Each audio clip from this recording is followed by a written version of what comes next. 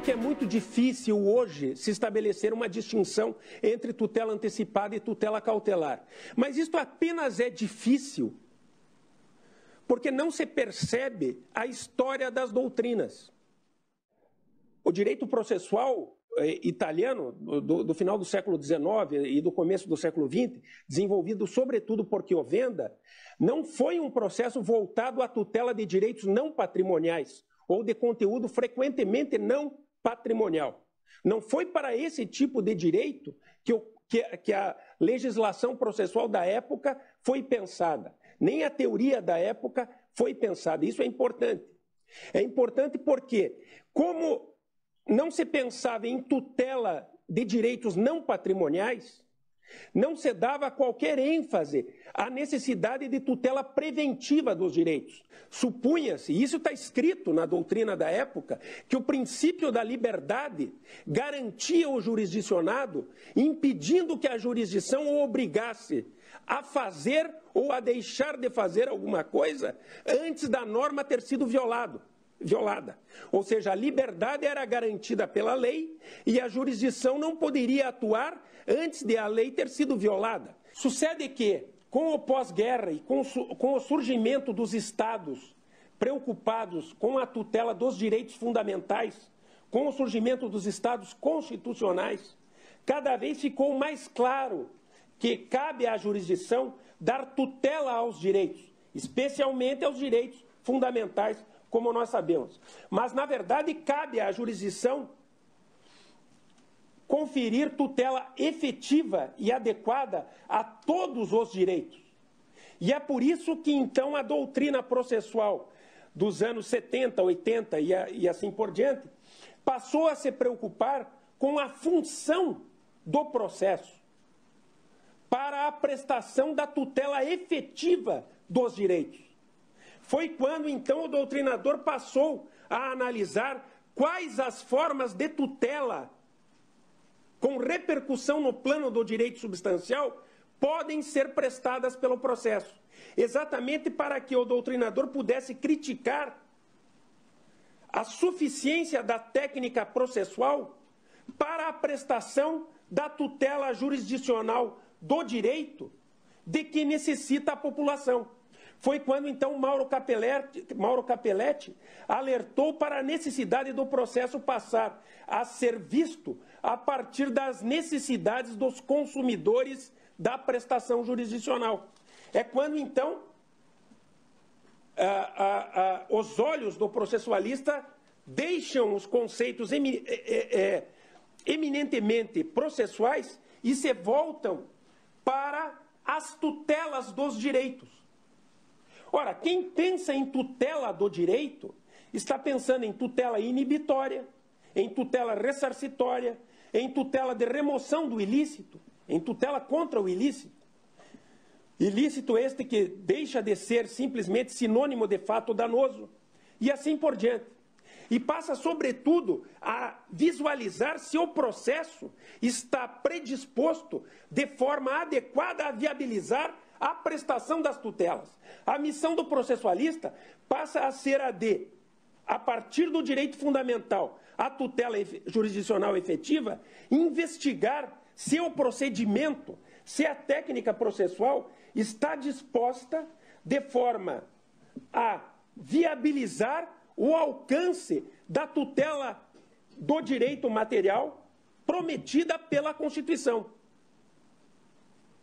Se a técnica processual não permite o alcance da tutela prometida pelo Código Civil ou pela Constituição, a legislação processual é inconstitucional por omissão.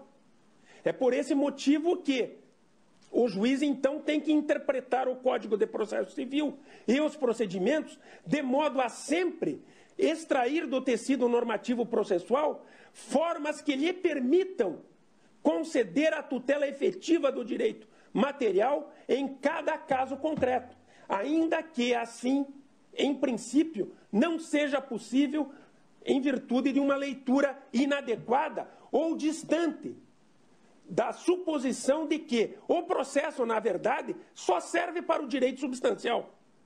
Porque nós sabemos que é fácil discursar que o processo serve ao direito material e serve à satisfação dos direitos.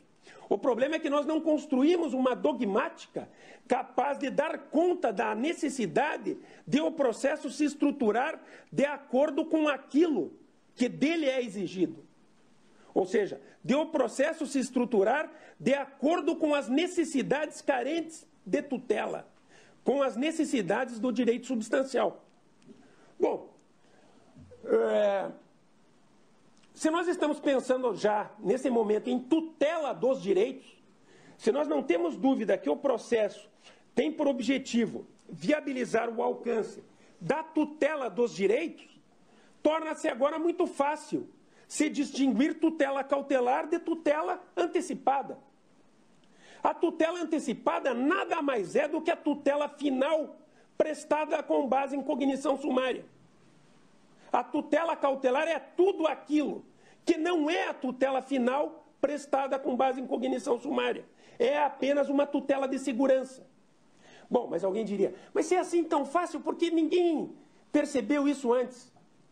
Também é fácil explicar. É a história do direito, mais uma vez, que pode nos ajudar.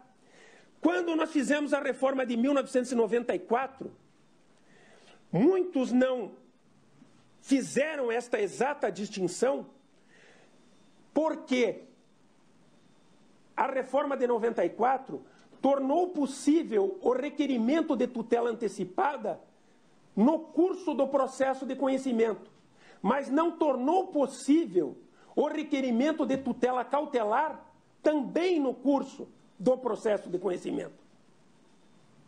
Ou seja, era possível requerer uma forma de tutela urgente, a antecipada, incidentemente ao processo de conhecimento. Mas não era possível, a não ser mediante ação cautelar, se requerer a tutela cautelar incidentalmente ao processo de conhecimento. Isso levou, na verdade, a doutrina a expandir o conceito de tutela antecipada, especialmente em face das necessidades relacionadas com a sentença declaratória e com a sentença constitutiva. Porque se a tutela antecipada é fácil de ser identificada quando é requerida condenação a um fazer, a entrega de coisa ou ao pagamento de dinheiro, a tutela antecipada dificilmente pode ser individualizada quando é requerida uma sentença declaratória, constitutiva ou constitutiva negativa. Esse é o problema. Daí é que veio todo o problema da confusão entre tutela cautelar e tutela antecipada. O fato é que a doutrina e a jurisprudência da época da reforma de 94 não atentaram para o significado de tutela antecipada em face das sentenças declaratória e constitutiva. Simplesmente se chegou à conclusão que muitas das tutelas concedidas com base em cognição sumária nas ações constitutivas, desconstitutivas ou declaratórias eram tutelas antecipatórias simplesmente porque davam ao autor algo que ele poderia fazer caso já tivesse sido proferida a sentença declaratória ou constitutiva. É o caso, por exemplo, você pode pensar nessa dimensão na sustação de protesto, na liminar na ação rescisória. A tutela de urgência na ação rescisória não é propriamente uma tutela antecipada desconstitutiva. É uma tutela cautelar numa ação desconstitutiva, não é?